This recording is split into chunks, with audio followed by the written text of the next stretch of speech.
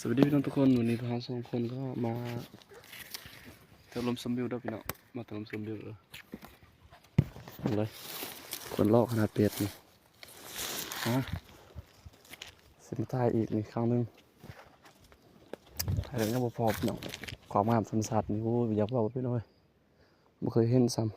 ำหากลับมาไปเทื่อเดียวนี่แหละ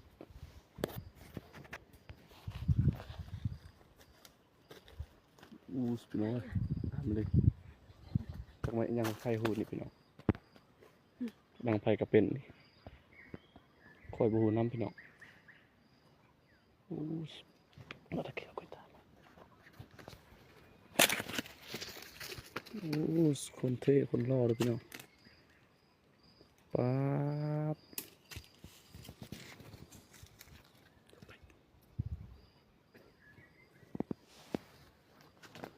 กะสำเร็จเนาะขอขอบใจเนาะใครที่เห็นคลิปนี้แล้วฝากติดตามฝากกดไลค์กดแชร์ให้ในเด้อเพื่อเป็นกำลังใจที่สามารถไปหาลมสมวิวไปเที่ยวหาธรรมชาติบ้านเฮาเด้อผู้ใดมักธรรมชาติเลยฝากกดใจกดแชร์กดติดตามกดกระดิ่งในเด้อพี่น้องขอขอบใจสำหรับผู้ที่ได้เบิ่งวิวนี้ทักเลยเบิ่งแล้วพี่น้องโอ้ยธรรมชาติเลยโคตรงามเลยว่าสิลองไปหาส้มเนื้อ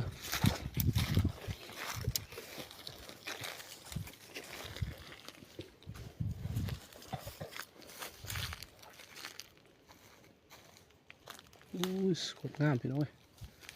สัตว์อู้ยเบิ่งเลยโคตรงามว่าด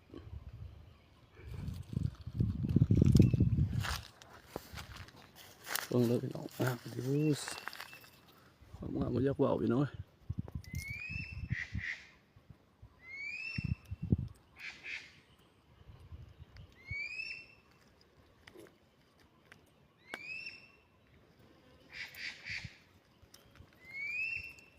มันมีนกห้องพร้อมเลยพี่น้องเพิ่นมีนกลายดิ